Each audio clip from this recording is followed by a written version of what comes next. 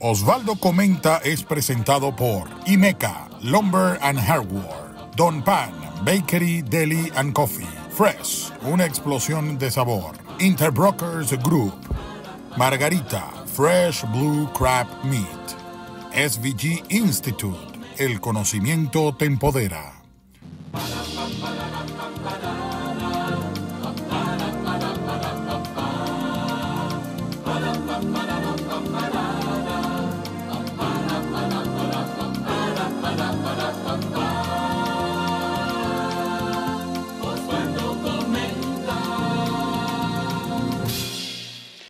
Bueno, ¿qué tal, amigos? De nuevo, una versión más de Osvaldo Comenta, hoy con un invitado muy especial, el periodista y analista político Vladimir Villegas, para tocar lo que está en la pomada periodística actualmente, que son las elecciones en Venezuela. Vladimir, muchas gracias por aceptar nuestra invitación para estar en Osvaldo Comenta. Gracias, querido Osvaldo. Un placer conversar contigo. Saludos a toda tu audiencia. Un abrazo. Gracias. Vladimir, tú que estás, como quien dice, en el centro del huracán, porque en Caracas donde se bate el cobre de todo, ¿no? Y la política no es un outsider allí. ¿Cómo ves tú la actual situación? Maduro con un rechazo altísimo, pero la oposición que no logra unirse en un objetivo común, que es la salida de Maduro. ¿Cómo ves ese panorama? Bueno, mira, aquí el panorama es complicado porque ciertamente si la oposición estuviese unificada, ya estaríamos hablando de otro cantar, sería otro juego, ¿verdad? Pero lamentablemente no está así. Y la oposición está dividida y esa ha sido la gran fortaleza que ha tenido el presidente Nicolás Maduro para mantenerse en el poder. Realmente ese ha sido el desideratum, pues, y ha sido vamos a decir, su punto de fortaleza. Su fortaleza, la división opositora. Pareciera que Maduro siempre cuenta con que la oposición se va a equivocar. Vamos a ver si esta vez ocurre algo que no esté dentro de los cálculos, ¿verdad? Que se le salga una rueda a la carreta y la oposición logre, pues, finalmente tragarse todos los sapos que tienen entre ellos y producir una victoria en las elecciones del 28 de julio, ¿no? Pero es un panorama muy complicado porque además se da en medio, Osvaldo, de grandes desequilibrios en el proceso electoral. Yo diría, como lo he señalado ya en otras oportunidades, que este es el proceso electoral más desigual que se ha dado en Venezuela. Un proceso electoral plagado de marramucia, triquiñuela, ventajismo, exclusiones. Es decir, un proceso electoral que demuestra, bueno, que el Consejo Nacional Electoral juega para un solo equipo, no juega para el desarrollo armónico del proceso electoral, sino para favorecer con sus decisiones a uno de los factores políticos involucrados. Y esto es un problema para una democracia, eso es muy grave, que eso ocurra en una democracia. Entonces necesitamos que para las próximas elecciones siquiera, pues, bueno, las cosas sean distintas, ¿eh? Que Venezuela pueda tener un poder electoral absolutamente independiente, porque no lo tenemos, Osvaldo, como no tenemos otros poderes independientes tampoco. Pero sin embargo, al parecer hasta ahora, la Unión Europea, una delegación del Centro Carter e incluso una representación de la ONU, tienen interés en estar presente en este proceso electoral que, como tú lo marcas, pues ahí está muy desequilibrado y pareciera pues que el órgano rector juega para un solo lado. Pero la presencia de estos organismos, de ser cierto, o de estas instituciones, podría ayudar a convalidar el proceso electoral. Bueno, mira, hay cosas que ya son irreversibles.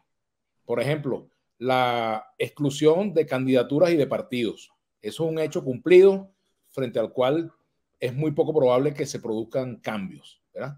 Eso ya es harina de otro costal, como diríamos. Ya en el proceso en sí, pues por supuesto que los observadores pueden cumplir con una gran tarea. Observar, por ejemplo, que se cumpla la ley electoral, que, por ejemplo, si ellos pudieran estar en el desarrollo de la campaña, que se observe que no haya uso de los recursos públicos para la campaña electoral, que el día de las elecciones no haya puntos de eso llamado puntos rojos, puntos azules o puntos del color que sea, repartiendo clap, tomando datos de la gente como estructuras paralelas al poder electoral, por ejemplo, ¿verdad? Que no exista intimidación de electores, que no exista la promoción de candidatos en medio del proceso. Es decir, hay cosas que la observación electoral debe garantizar que voto que se produzca sea el voto que se refleje, por ejemplo, ¿verdad? Que todo el proceso de escrutinio esté sometido pues a la normativa electoral vigente en el país. En fin, es decir, siempre la observación es útil en cualquier proceso electoral. Es mejor que estén a que no estén, indudablemente.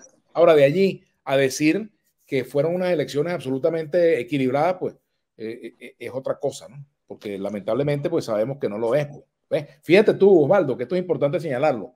En el 2018 hubo factores políticos que llamaron la atención. Yo estuve entre los ciudadanos que promovió el voto y yo apoyé la candidatura de Henry Falcón y apoyé pues el mantenimiento de la ruta electoral. Y hubo otros que decidieron abandonarla porque no había condiciones, imagínate tú.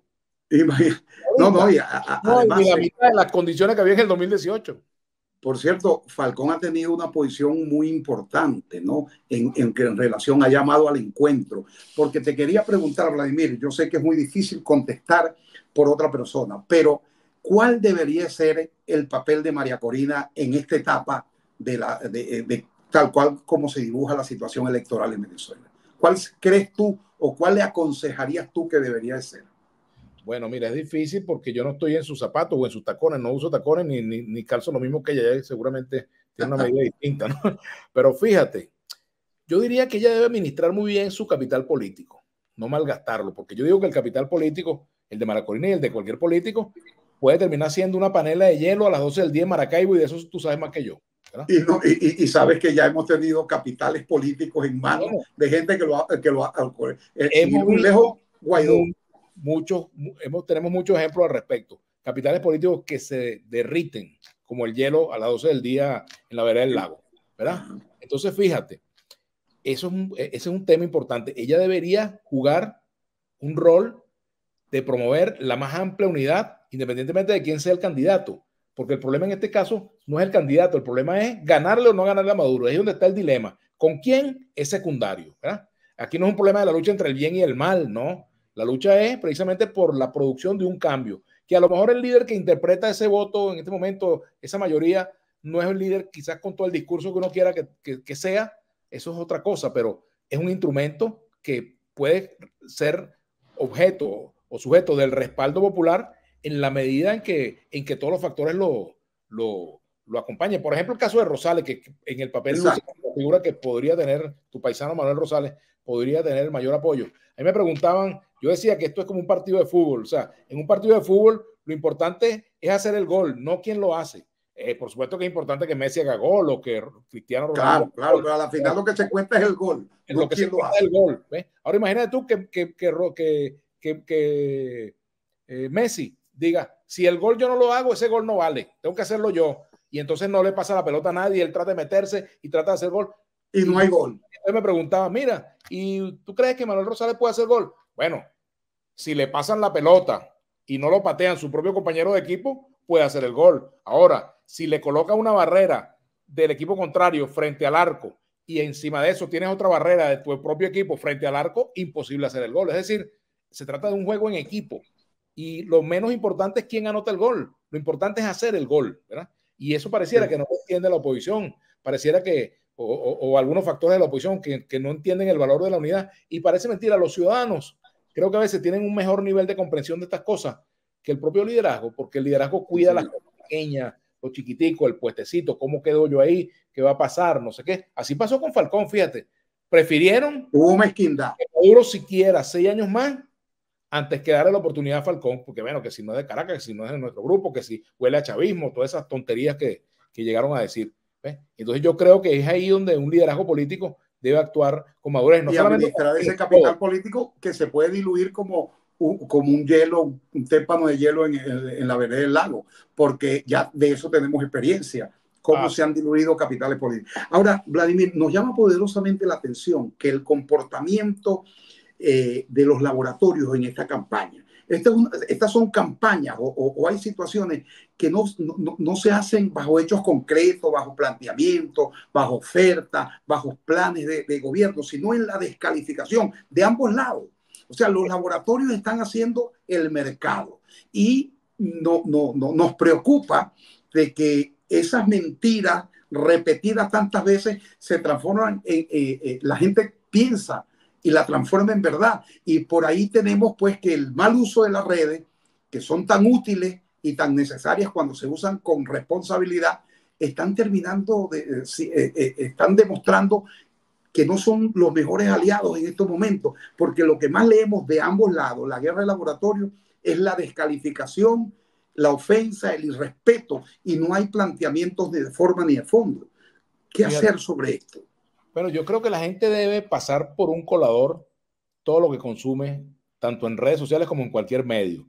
En el caso de las redes, porque se presta mucho al fake news, por ejemplo, hay que hacer una diferencia. No es lo mismo un influencer que un periodista. El periodista tiene la formación académica para saber jerarquizar la información, tiene unos principios éticos que le fueron inculcados durante la carrera, por ejemplo, el de no mentir, no manipular una información, no omitir elementos que sean esenciales para la comprensión de un fenómeno, por ejemplo, ¿verdad?